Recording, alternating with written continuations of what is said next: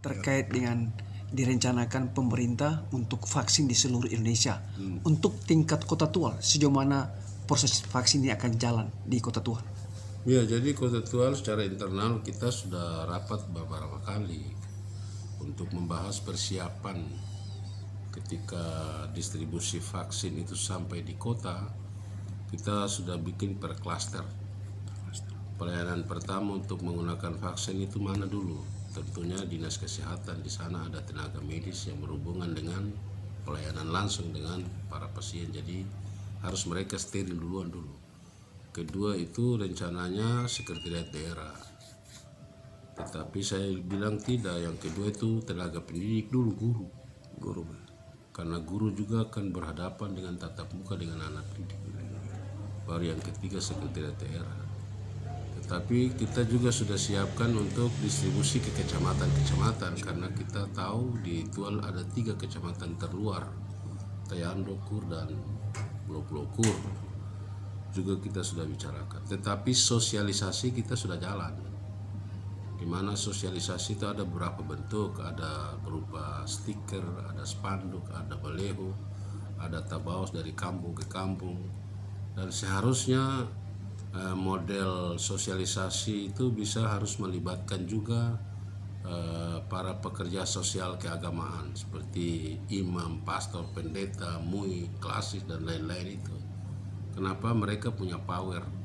Diharapkan tokoh-tokoh agama yang terlibat dalam hal sosialisasi bisa didengar oleh masyarakat, karena kita lihat di media itu ada banyak sekali berita-berita Pro kontra ya, Pak? Ya, berita-berita yang sangat ini viral sekali tentang ada yang begitu vaksin selesai naik meja jatuh, ada lagi yang katanya vaksin di pesantren mana itu ada belasan bahkan dekat 100 malamnya panas tinggi. Ini mana yang betul? Jadi saya dapat juga, tapi saya tidak mau sebarkan karena siapa tahu itu hoax.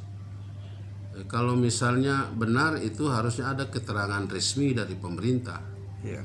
Kalau betul kejadian itu terjadi dan di mana, dan suntikan ini vaksin atau suntikan lain supaya jangan membuat masyarakat tambah ragu. Iya, betul. Itu. Intinya ketidaksterilan tersebut, Pak. Iya, lalu berikut juga, mohon maaf ini tadi baru saya sampaikan di beberapa orang tadi. Saya ikuti di berita media itu, media online itu kan Kadis Kesehatan Kabupaten sudah mengeluarkan pernyataan tentang perkembangan terkonfirmasi COVID dari hari ke hari. Sana sudah masuk zona merah lagi. Itu daerah kan orang masuk keluar. Susah sekali kita mau batasi. Karena di satu sisi kesehatan, satu sisi orang juga kesibukan cari makan. Tetapi yang penting protokol kesehatan perlu. 3M ya.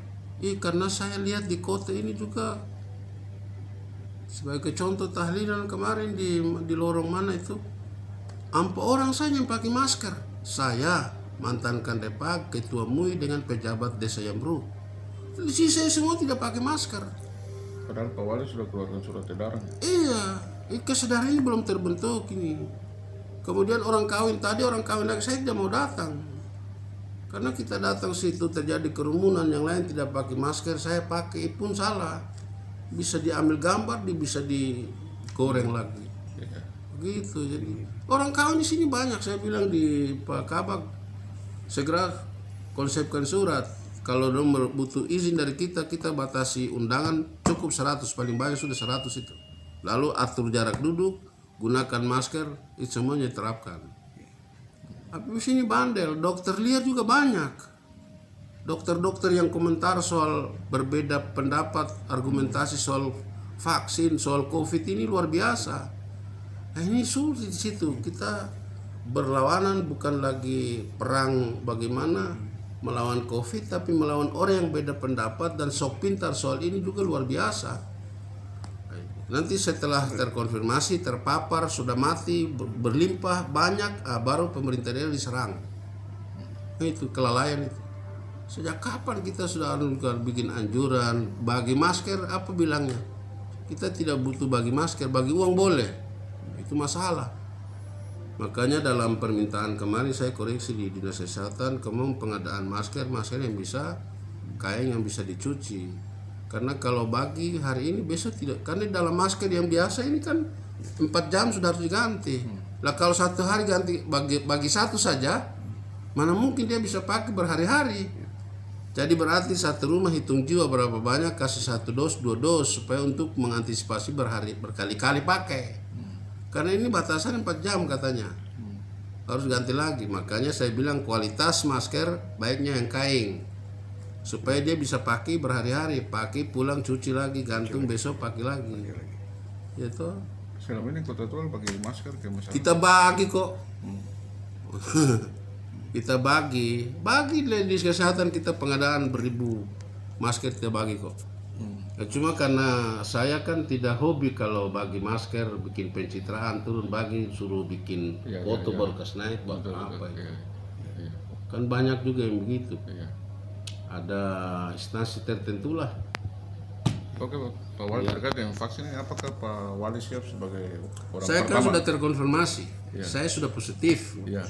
Saya sudah sakit COVID. Kapan itu? Oh, sudah lama.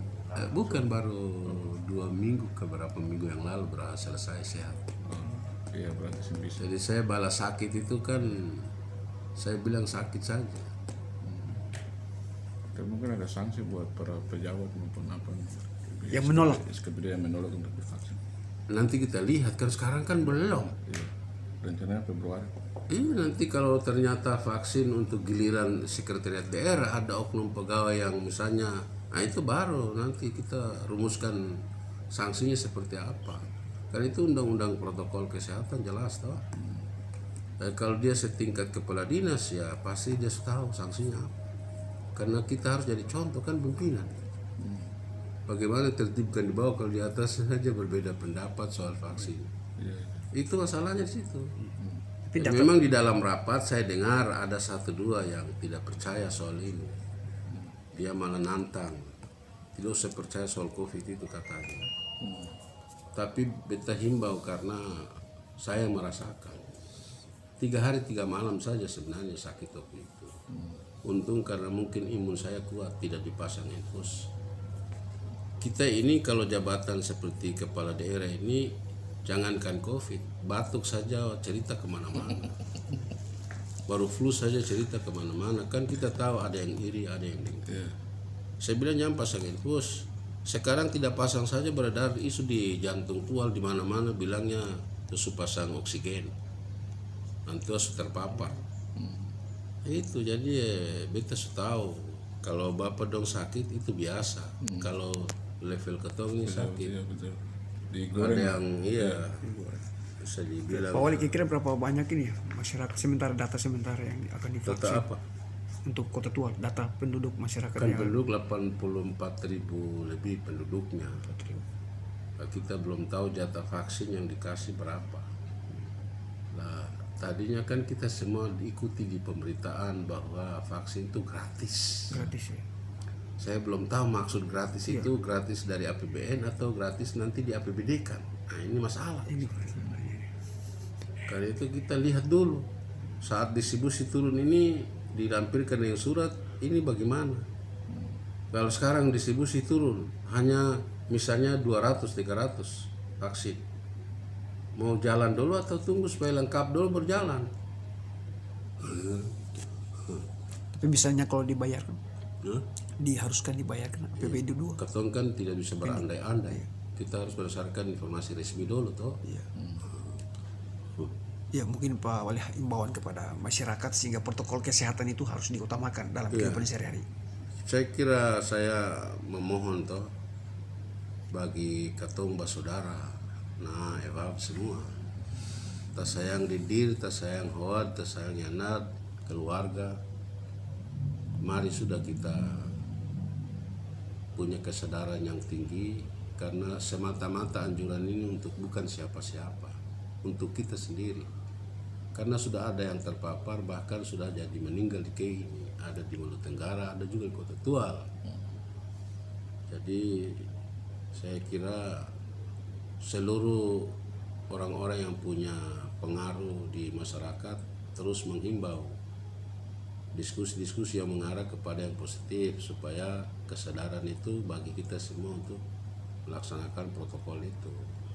Kalau ada satu dua Anda menolak vaksin, menurut yang saya ikuti perkembangan di berita media, setiap orang menolak vaksin boleh, itu hak dia. Tapi tidak boleh mempengaruhi orang lain untuk tidak boleh divaksin.